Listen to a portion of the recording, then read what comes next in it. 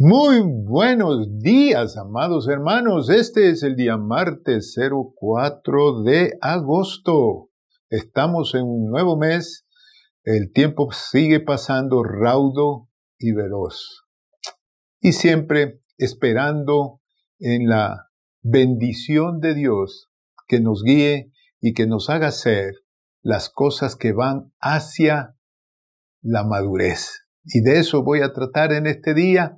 Una vez más estoy en el tema, en esta serie hermosa que Dios nos ha dado, que es el sendero a la madurez. Este será el quinto capítulo que estoy predicando y el tema en este sendero a la madurez es el equipamiento de Dios. Importantísimo tema para que nosotros podamos alcanzar esa visión 2020. Esa visión espiritual 2020. Miren, hermanos amados, el sendero a la madurez es el que Dios ha preparado, ha establecido para que seamos personas, siervos y siervas, que alcancemos una estatura dentro del Evangelio. Esto es importante. No es que nosotros llegamos al Evangelio y vamos a quedar toda la vida como siempre hemos sido. El Evangelio precisamente no es otra cosa que acercarnos al reino de Dios. El apóstol Pedro, en una de sus cartas, dice, como todas las cosas que pertenecen a la vida y a la piedad, esto está en la segunda carta del apóstol Pedro, en el capítulo 1, los versículos 3 y 4, versículos tremendísimos, requieren una mirada consciente de lo que vamos alcanzando en nuestra madurez cristiana, en nuestro caminar cristiano. En el reino de Dios, hermanos, todo crece. Ese es un principio, esa es una realidad. Dios anhela que alcancemos la altura de un varón perfecto, dice la palabra, a la altura de la plenitud de Cristo. Imagínense lo que el Señor propone para nuestra vida, ¿no es cierto? Entonces, cuando estoy hablando del equipamiento de Dios, tenemos que entender el propósito de nuestra instrucción. Tenemos que aceptar ser equipados por Cristo y su palabra. Tenemos que apreciar verdaderamente el crecimiento personal, no quedarnos como estamos. Por eso yo quisiera hablar de unos 3 versículos aquí en Efesios, empezando por el versículo 8 del capítulo 4. Efesios 4:8, que dice, por lo cual dice la palabra, subiendo a lo alto, llevó cautiva la cautividad y dio dones a los hombres. Dio dones a los hombres. El Señor Jesús dio dones totalmente diferente a los dones del Espíritu Santo y los dones que habla Pablo en Romanos, etcétera, etcétera. Es más bien el establecimiento de ministerios específicos. Y al establecer ministerios específicos, dice en el versículo 11, y él mismo constituyó a unos apóstoles, a otros profetas, a otros evangelistas y a otros pastores y maestros. Y yo quiero que le pongan atención a esto. Voy a parafrasear este versículo y diría, y él mismo constituyó algunos pastores, algunos profetas, algunos evangelistas y algunos pastores y maestros. ¿Para qué estableció este grupo de gente? A fin, dice el versículo 12, de perfeccionar a los santos para la obra del ministerio, para la edificación del cuerpo de Cristo. Señor, ayúdanos a entenderlo. Te lo ruego en el nombre de Jesús, que haya una atención a tu medida para que nosotros, poniendo esa atención, podamos poner por obra, que escuchemos atentos tu palabra, entenderla y ponerla por obra. Te lo ruego en el nombre de Jesucristo, tu Hijo. Ayúdame a predicar. Amén y amén. Nuestro caminar en el Evangelio, mis amados hermanos, tiene que ser dinámico. O como insisto en esto también, Dios así lo propone. Miren cómo va el sendero a la madurez.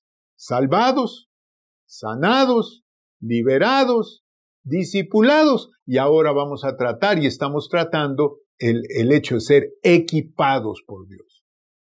El Señor establece, y hago la diferencia en este día, dones de Jesús. Por ahí en el versículo 11 dice, Jesús dio en el versículo 11, Jesús dio a algunos pastores, algunos profetas, algunos evangelistas, algunos pastores, algunos maestros. ¡Wow! El Señor dio esos dones. En otras palabras, y no me vayan a malentender, yo les voy a decir una cosa.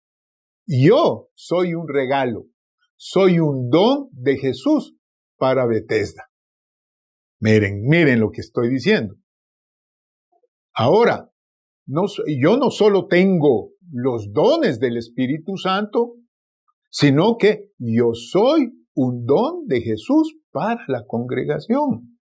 Por eso, desde el Antiguo Testamento, el Señor habla, les daré pastores conforme a mi corazón, para que los apacienten con inteligencia, con verdad. Pero a la final, hermanos amados, si yo veo la palabra, yo no soy tan importante como parece. En el versículo 11, nosotros vemos 4 veces dice el Señor, algunos. ¿Por qué dice que estableció algunos pastores, algunos maestros, etcétera, etcétera? ¿Por qué? Porque no se necesitan tantos. Fíjense lo que acabo de decir. Sí, estos dones son bien importantes, los dones de Jesús, pero no se necesitan tantos. Y a la verdad son tan importantes como los 9 dones del Espíritu Santo, los dones que están en Romanos.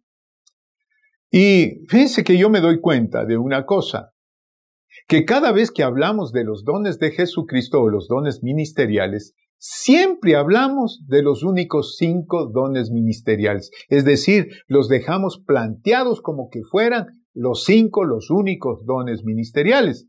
Pero eso no es tan cierto, ya que son 6 dones ministeriales. Y se van a admirar por eso. La gran mayoría de gente y predicadores no hemos tomado en cuenta el 6º don ministerial. ¿Cuál? El de santos. Ese es el más importante don. Ese está establecido en el versículo 12. Efesios 4:12 dice, a fin de perfeccionar a los santos para la obra del ministerio, para la edificación del cuerpo de Cristo. Ok, entendamos esto, que los dones ministeriales, eso de que el Señor estableció algunos apóstoles, algunos profetas, algunos evangelistas, algunos pastores y algunos maestros, es para la obra del ministerio. Es para la edificación del cuerpo de Cristo. Entonces, como eso es para la obra del ministerio, para la edificación del cuerpo de Cristo, entonces, ¿qué dice Dios? Que lo que Él estableció es para perfeccionar a los santos, quienes tienen que hacer exactamente la misma obra de los 5 que mencionamos, para la obra del ministerio y la edificación del cuerpo de Cristo. Todos hacemos la obra del ministerio. Todos hacemos la edificación del cuerpo de Cristo. Igual que ustedes, yo también evangelizo, yo también aconsejo, guío, etc. Lo hago como santo. Oigan esto. Como santo, yo hago la obra del ministerio predicando, evangelizando y haciendo todo lo demás. Pero como pastor, en cambio, los equipo para que hagan la obra del ministerio. Es decir, yo los enseño, yo les doy todo lo que puedo darles para la obra del ministerio. Entonces, yo quiero que entendamos que todos, Si hemos sido salvados, sanados, liberados, discipulados, también necesitamos ser equipados. ¿Para qué? Para que seamos equipados y formar el gran equipo de la iglesia. Para que seamos estos 6 dones de la iglesia, podamos, trabajar en la obra del ministerio y edificar la iglesia. Ahora, para ser equipados, necesitamos 3 cualidades muy importantes. En primer lugar, ser dispuesto. Esta es una cualidad importantísima. Y yo voy a aclarar esto de una manera clara. Espero que todos me entiendan que Dios no necesita gente con habilidades. Por favor, no me vayan a malentender, sino gente dispuesta, gente con disponibilidad. ¿Por qué? Porque Dios tiene todas las habilidades. No es que Dios necesita mi habilidad para hacer su obra. Su obra la vamos a hacer con las habilidades de Dios. Y aquí puedo decir un dicho muy común también. El agua es la que sacia la sed de la gente, no la manguera. Jesús es el agua. No necesitamos la habilidad, sino la disponibilidad. No necesitamos las habilidades porque Dios la tiene. Nosotros necesitamos ser manguera y Dios la maneja, oiga. Qué lindo esto, ¿no es cierto? En 2 de Timoteo, capítulo 2, versículo 2, en la Biblia amplificada, dice: y las instrucciones que has oído de mí ante muchos testigos, esto transmita y confía.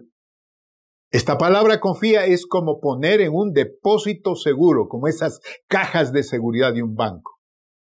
Dice, esto transmite y confía a hombres confiables y fieles, quienes serán competentes y calificados para enseñar también a otros. Aquí está muy claramente en esta traducción de la Biblia amplificada, que lo que necesita Dios es hombres confiables, gente fiel, quienes serán capacitados, quienes serán calificados como competentes para enseñar también a otros. Ahora yo puedo decirlo con claridad, el error de las iglesias es que generalmente nosotros buscamos gente idónea, gente capaz, antes que gente fiel, antes que gente dispuesta. Y eso ha sido un error que ha producido muchísimos tropiezos dentro de la iglesia. Buscamos gente de habilidad con la esperanza de que lleguen a ser fieles. Es tremendo. Entonces eso es contrario a lo que Dios dice. Dios dice, encuéntreme gente fiel y yo le capacitaré, le haré idónea, le haré hábil. Una persona fiel, una persona justa, no necesariamente es perfecta. El único perfecto es Dios, ¿verdad? Entonces, el hecho de ser fieles y justos no significa que nosotros vamos a caminar en una perfección tremenda. No es cierto eso. Es más, el libro de Proverbios en el capítulo 24, versículo 16 dice, porque 7 veces cae el justo y vuelve a levantarse. ¿Qué significa esto? Que sí tropezamos, fieles y justos, sí tropezamos, dice. Los impíos caerán en el mal, dice, pero el justo cae y se vuelve a levantar. Ahora, la pregunta importante es, ¿para qué debemos estar dispuestos y ser equipados? En el versículo 14 y 15 dice, de Efesios dice, para que ya no seamos niños fluctuantes. ¿Para qué debemos estar dispuestos a ser equipados?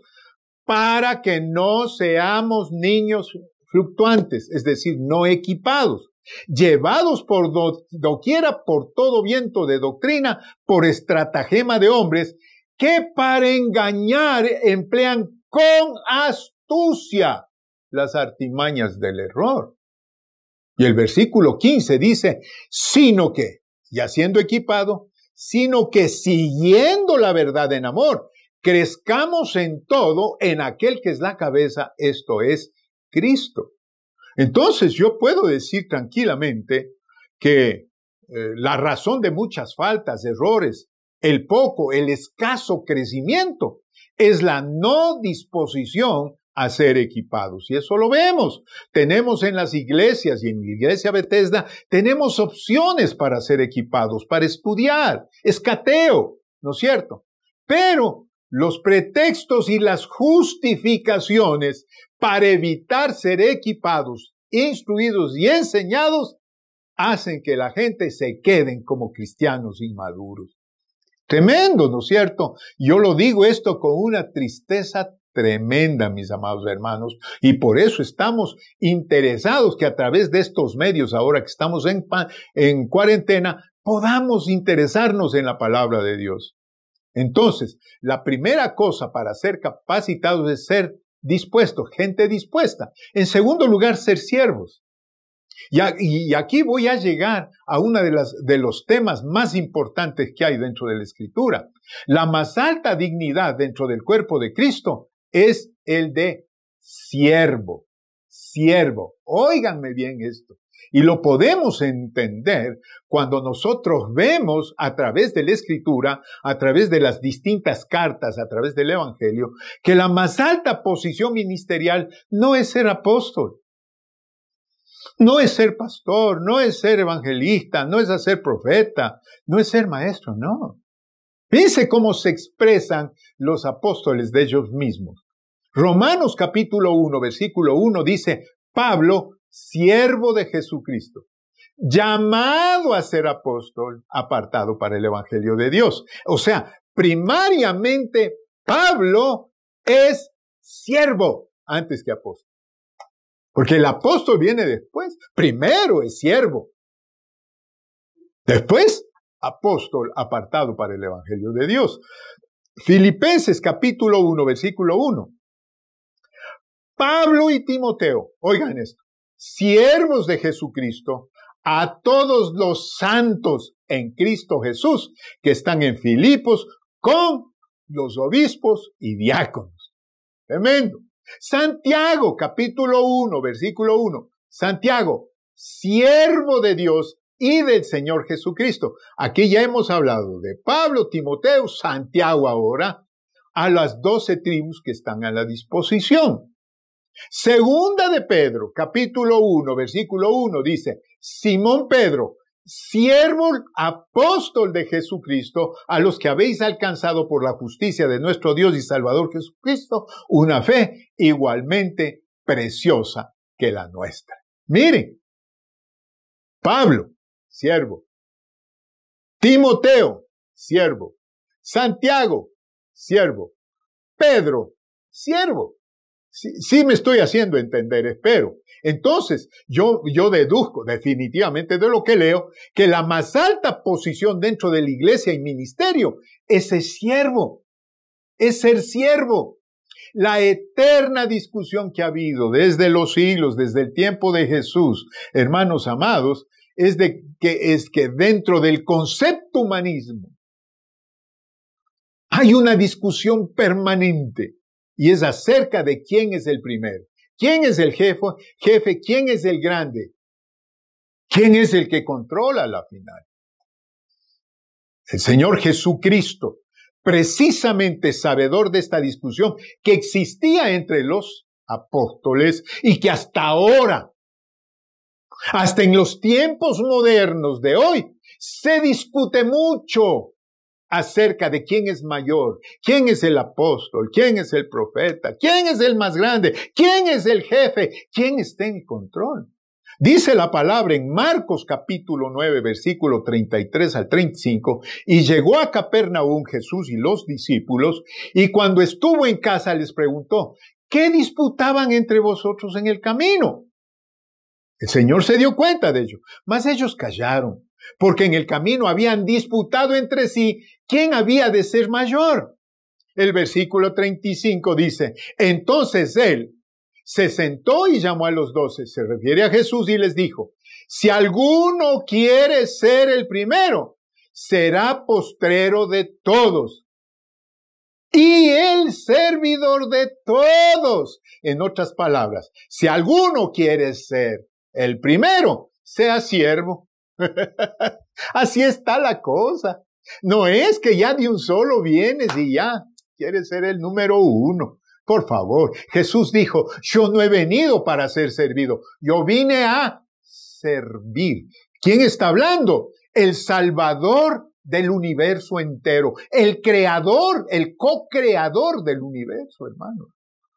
Entonces, cuando yo estoy hablando del servicio, en esta área del servicio no siempre empiezas sirviendo en lo que crees que es tu área o tu capacidad.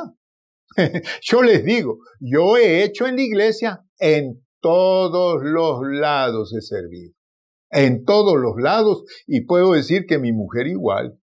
Es decir, no es que nuestras capacidades que nosotros hemos tenido en el mundo y las que nos ha dado de comer, etcétera, ya por eso yo tengo que ser, no. Qué barriendo, imagínense, nunca en la vida habíamos manejado máquinas de imprenta. Estoy hablando de hace 40 años atrás, 38, 40 años. Y el pastor le puso a mi esposa y a mí de ayudante para hacer las impresiones de los boletines. Se imprimían en ese tiempo 700, 800 boletines todas las semanas. Y se hacían unos maquinones enormes. Y nosotros, sin haber conocido nunca de eso, nos pusieron a hacer eso. Pero Dios nos dio la habilidad. ¿Por qué? Porque el Señor quiere que el cuerpo, todo el cuerpo, trabaje. Para que el cuerpo crezca, todo el cuerpo, todas las partes del cuerpo tienen que colaborar. Tienen que colaborar. Óiganme lo que estoy diciendo. Todo el mundo tiene que colaborar. Y por eso es que en este mismo capítulo 4 de Efesios, Pablo en el versículo 16 escribe diciendo, de quien todo el cuerpo, hablando de todos los santos y de todos los ministerios, bien concertado y unido entre sí por todas las coyunturas que se ayudan mutuamente, según la actividad propia de cada miembro, recibe su crecimiento para ir edificándose en amor. Hablemos algunas de estas cosas. Unidos entre sí, dice, todos haciendo lo suyo. ¿Para dónde les han puesto? Todos trabajando, ¿verdad? Y nuevamente, no necesariamente tiene que ser la área que tú crees que tienes sabiduría o habilidad. En lo que te ponga. Y dice, unidos entre sí, unidos por las coyunturas que se ayudan. ¿Qué hace una coyuntura? Es la parte, ese como cartílago que une las partes.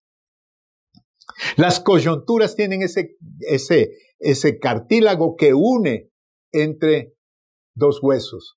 Entonces dice que se ayudan, que se unen por las coyunturas que se ayudan, dos partes que se unen, lo hacen mutuo. Esta es la mejor manera de ayudar al cuerpo de Cristo. La iglesia, hermanos amados. La iglesia, el apóstol Pablo, cuando habla del cuerpo, fíjense una cosa, es bien interesante estos versículos. En 1 de Corintios, capítulo 12, versículo 22, asimismo de la Biblia ampliada, dice, antes bien, hay una absoluta necesidad de las partes del cuerpo que son considerados los más débiles, es decir, los que no se miran. Los que no se miran. Y dice, hay una absoluta necesidad en esas partes. Esto me lleva precisamente a decir que el pastor no es el más importante dentro de una iglesia. No somos los pastores, son todos aquellos que trabajan arduamente y ni siquiera los miramos, hermano. Porque hay un montón de gente que trabaja dentro de la iglesia y nunca están arriba, nunca están en la tarima, no los vemos, ¿verdad? Y así, y hermanos amados, ellos son tan importantes, tan influyentes, que así como influyen positivamente, hasta pueden influir negativamente. Por eso es que el Señor, cuando dice que nosotros escojamos gente fiel. Gente fiel, para que ellos sean capacitados, ¿verdad? Cuando una de esas partes que no se mira hace cosas negativas, puede haber consecuencias tremendas. Solamente acuérdense de la historia de Moisés en el ministerio de Moisés. Su hermana María y Aarón, allá en Números 12 dice que se rebelaron contra Moisés. No estaban de acuerdo con lo que Moisés estaba haciendo. Dios envió un castigo tremendo y castigo a María también. Y dice la palabra de Dios que mientras estuvo María en su disciplina, dice que el pueblo entero se frenó. El pueblo no pasó adelante. No pudo avanzar al objetivo de ir a la tierra prometida. ¿Saben por qué? Por una persona infiel. ¿Se dan cuenta lo importante que es una persona que no se mira? ¿Aló? Entonces dice la palabra del Señor que nosotros como equipo, unidos, es que vamos colaborando todos, vamos a llegar a un triunfo, ¿verdad? Entonces dice la palabra de Dios que nos unimos según la actividad propia. Yo puedo decir información, ACOR, Bethesda Kids, Ejército de Dios, Judá, células, etcétera, etcétera. Dice, según la actividad propia de los diferentes ministerios, recibe su crecimiento, es decir, recibe su instrucción y crecimiento, el hecho de ser equipado para ir edificándose en amor. ¿Qué significa esto? Para cumplir con la visión, misión, propósitos y objetivos de Dios. Esa visión espiritual 2020 de la que venimos nosotros hablando. Entonces, sigo haciendo un resumen. En primer lugar, ser dispuestos. En segundo lugar, ser siervos. Y en tercer lugar, importante asunto ser ministros. Es decir, aceptar el llamamiento a servir y ser equipados. Ser ministros. Todo el mundo. Si dentro de ser equipados, del equipamiento, tú y yo tenemos que tener esto, ¿verdad? Y para esto vamos a 2 de Corintios, capítulo 3, versículos 5 y 6, dice, no que seamos competentes por nosotros mismos para pensar algo de nosotros mismos, sino que nuestra competencia proviene de Dios. Nuestra competencia proviene de Dios.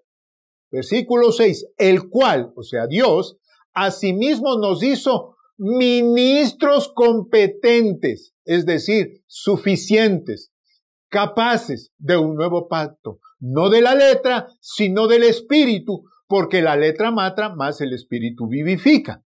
El versículo 6 en la Biblia ampliada, ¿qué dice? Él es el que nos, o sea, Dios, ¿no es cierto? Es el que nos ha capacitado para ser adecuados, merecedores y suficientes como ministros y dispensadores del nuevo pacto. ¡Qué bárbaro! Ser ministro y dispensador. ¿Qué es un dispensador? Dispensador es algo que distribuye, ¿verdad?